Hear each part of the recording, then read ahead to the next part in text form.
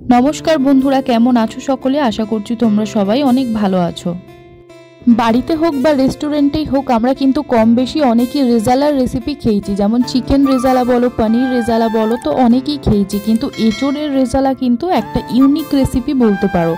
तो आजके आमि आमार मायेर थेके एई रेसिपिटा जेने तोमादेर साथे शेयार करब बोले चले आसलाम।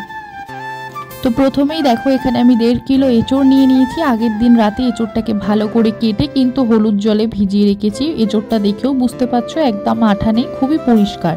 तो তোমরাও কিন্তু এচোড় কেটে যদি হলুদ জলে ডুবিয়ে রাখতে পারো সারা রাত, তাহলে কিন্তু এচোড় খুবই পরিষ্কার থাকবে, কালো হয়ে যাবে না। মশলার জন্য এখানে আমি ব্যবহার করেছি মাঝারি সাইজের আমি দুটো পেঁয়াজ এখানে কুচি করে কেটে নিয়েছি। তার সাথে আদা কুচি, তার সাথে নিয়ে নিয়েছি রসুন। আরও আমি মশলা নিয়েছি, যেমন নিয়েছিলাম নারকেল, পোস্ত, চারমগজ, তার সাথে গরম মশলা।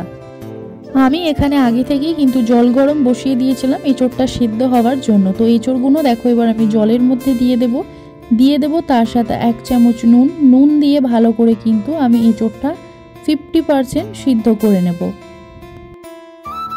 এইবার মশলাগুলো আমরা একে একে বেটে নেব। কেউ শিলেও বাটতে পারো অথবা মিক্সারেও বাটতে পারো। তো আমি এখানে দিয়ে দিলাম আদা রসুন, দিয়ে দিলাম পেঁয়াজ, এটার একটা পেস্ট বানিয়ে নেব।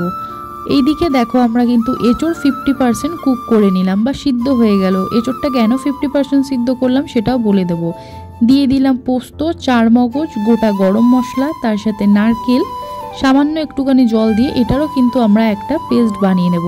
প্রত্যেকটা মশলা দেখো আমি বেটে আগে থেকে রেখে দিয়েছি। ফোড়নের জন্য আমি এখানে ব্যবহার করেছি কুচিয়ে রাখা পেঁয়াজ, গোটা জিরে, গোটা গরম মশলা, তেজপাতা আর শুকনো লঙ্কা।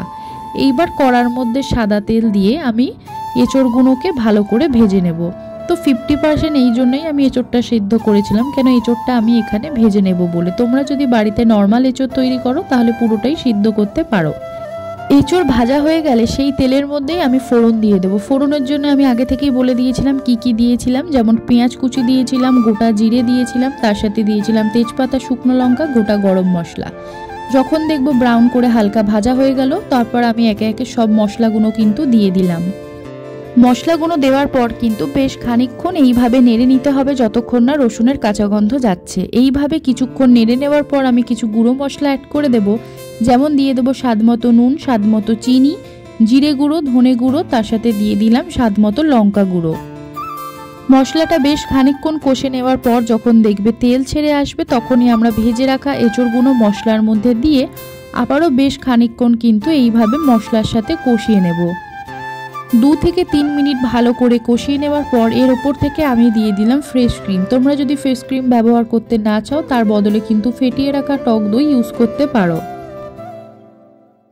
এরপরে পরিমাণ মতো জল দিয়ে হালকা একটু নেড়ে নিয়ে ফুটে আসলেই কিন্তু তৈরি হয়ে যাবে এঁচোড়ের রেজালা।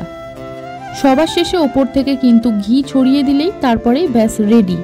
ভাত, রুটি, পরোটার সাথে গরম গরম সার্ভ করতে পারো এঁচোড়ের রেজালা। তাহলে একদিন বাড়িতে করে দেখতেই পারো এঁচোড়ের রেজালাটা কত সুস্বাদু খেতে। ভিডিওটা ভালো লাগলে লাইক করে দাও আর কমেন্ট করে জানাও তোমাদের কেমন লাগলো। সাবস্ক্রাইব করে পাশে থাকো। নেক্সট তোমরা কি রেসিপি দেখতে চাও অবশ্যই কিন্তু কমেন্ট করে জানাও। ধন্যবাদ।